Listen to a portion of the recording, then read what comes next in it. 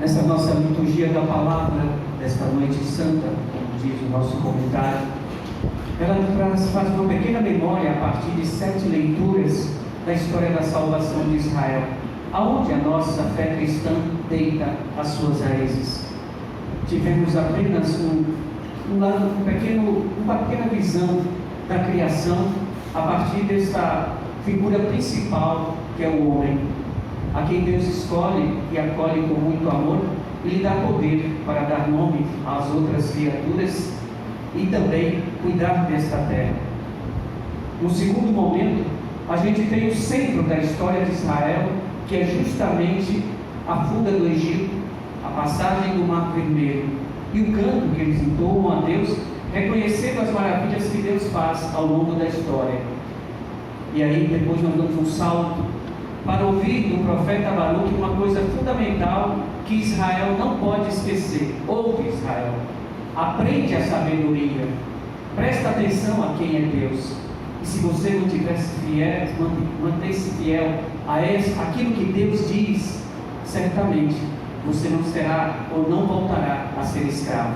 Porque sabemos que a história de Israel é um romance de idas e vindas, com traições no meio, mas com um Deus que é fiel à sua aliança. Mas eu gostaria de me reter nesta noite no Evangelho que nós acabamos de ouvir. Ao narrar o episódio da ressurreição, Marcos usa uma técnica narrativa que cria um certo desconcerto.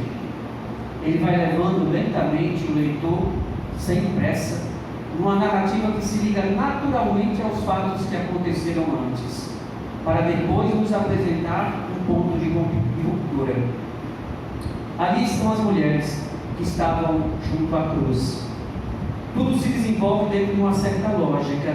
Se trata justamente aqui de completar as honras fúnebres, já que não podia ser feito no sábado. Elas estão preocupadas com a pedra a ser removida. Tudo soa muito coerente em sua narrativa. Mas eis que elas veem a pedra já removida e vem a surpresa. Encontram alguém que lhes revela a ação de Deus. Jesus ressuscitou. Temos uma brusca passagem da intervenção humana para a intervenção de Deus. Era justamente aqui que Marcos queria chegar.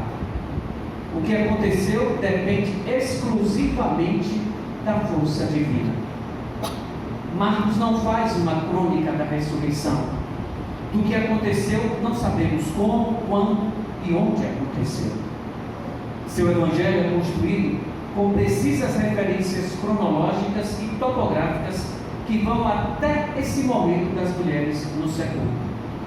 A ressurreição de Jesus vem apresentada justamente como um mistério revelado. Marcos nos leva apenas a acolher o anúncio. Aqui, o sepulcro não está vazio, mas ocupado por um jovem vestido de branco.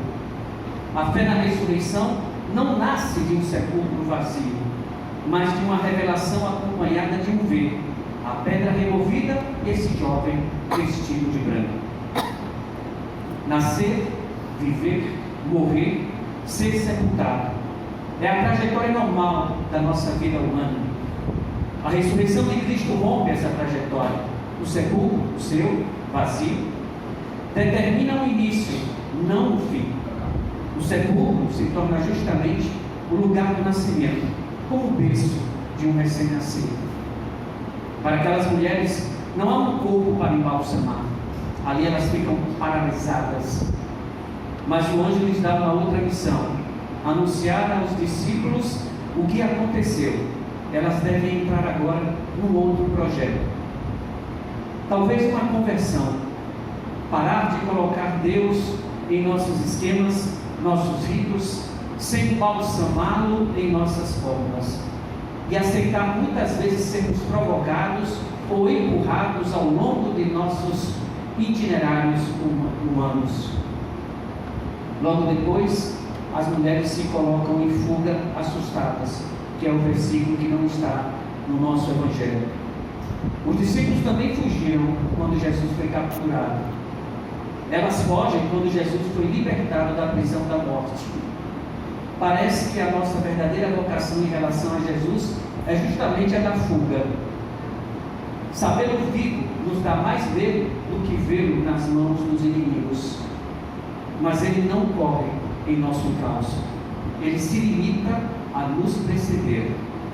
A Galileia é a terra da esperança, sobretudo para Pedro e para nós, que nos especializamos em nossas fugas. A Galileia é sinônimo para os discípulos da vida de antes, tranquilos, sem surpresas, aquele desejo que a gente tem muitas vezes de voltar à vida de antes, de nos tornarmos comprometidos com Cristo. Mas eles vão ter que se encontrar face a face com o ressuscitado. Antes de sua vinda à terra, Cristo era o esperado das nações. Depois da ressurreição, parece inverter-se as coisas. É o ressuscitado que espera. Nós, seres humanos, somos e seremos sempre esperados pelo nosso Deus.